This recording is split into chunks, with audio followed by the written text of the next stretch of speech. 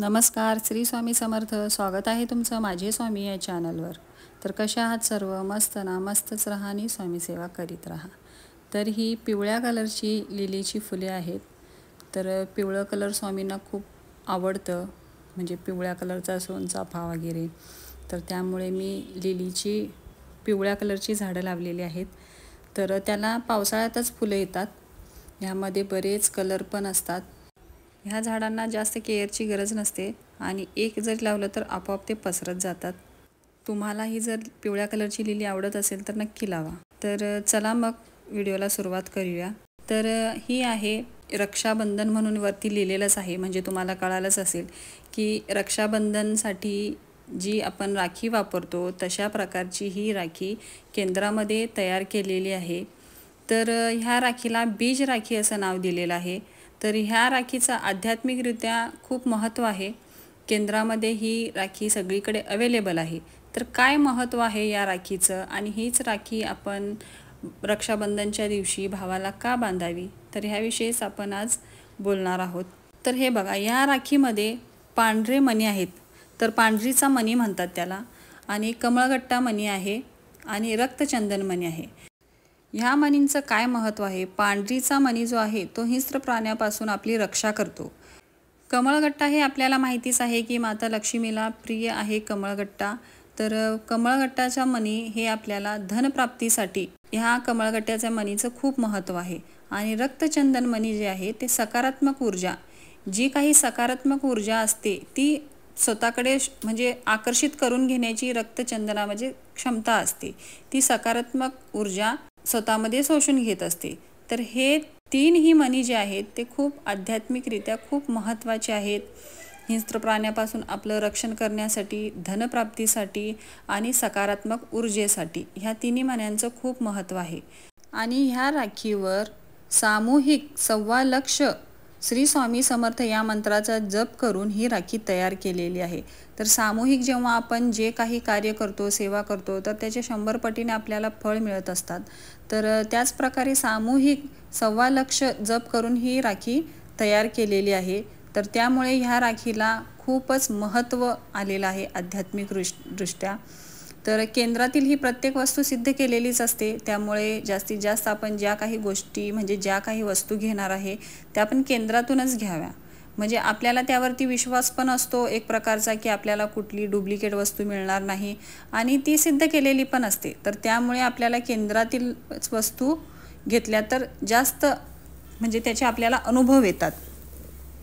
तर तशाच प्रकारे ही राखी पण मी पहिल्यांदाच केंद्रामध्ये बघितलेली आहे, पहिल्या वर्षीच.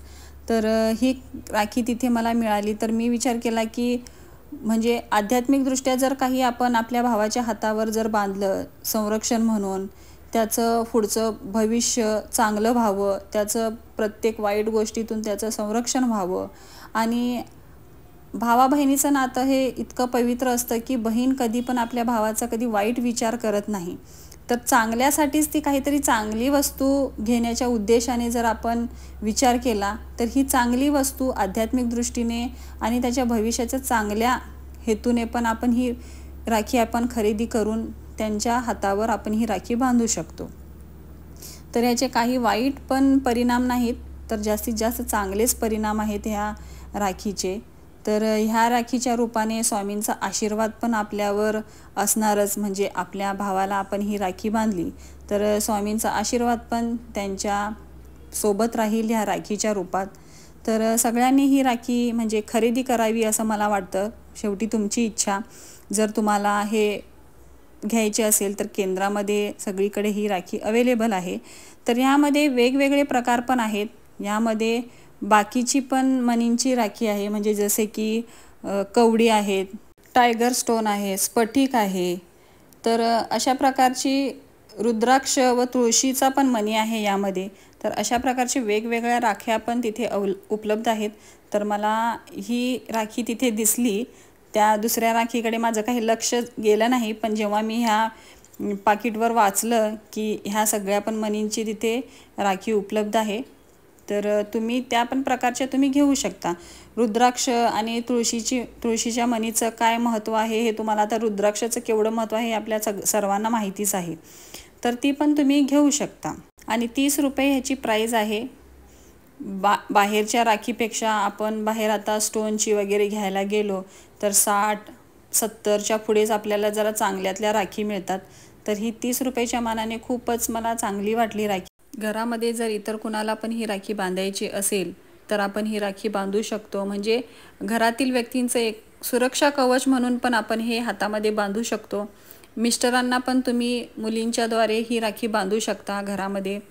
आणि लहान पोरांना पण तुम्ही बांधू शकता की स्वामींचा एक सुरक्षा कवच यामध्ये तयार झालेला आहे. तर स्वामीच आपल्यासोबत आहेत, स्वामींचा आशीर्वाद आहे म्हणून पण तुम्ही ही राखी ह्या विचाराने पण हातामध्ये बांधू शकता. आणि कामामध्ये अडथळे येत असतील, आर्थिकदृष्ट्या तुमची कामं काही होत नसेल, आर्थिक अडचणी असतील, तर त्यासाठी पण तुम्ही ही राखी कमळगट्ट्याचा ह्यामध्ये वापर केलेला आहे. तर त्यासाठी पण तुम्ही ही राखी वापरू शकता. तर आजच्या रक्षाबंधनला हीच राखी भावाच्या हातावर बांधा. तर कसा वाटला आजचा व्हिडिओ नक्की कमेंट करा. व्हिडिओ आवडला असेल तर चॅनलला लाईक, शेअर आणि सबस्क्राईब करा. तोपर्यंत सर्वांना श्री स्वामी समर्थ.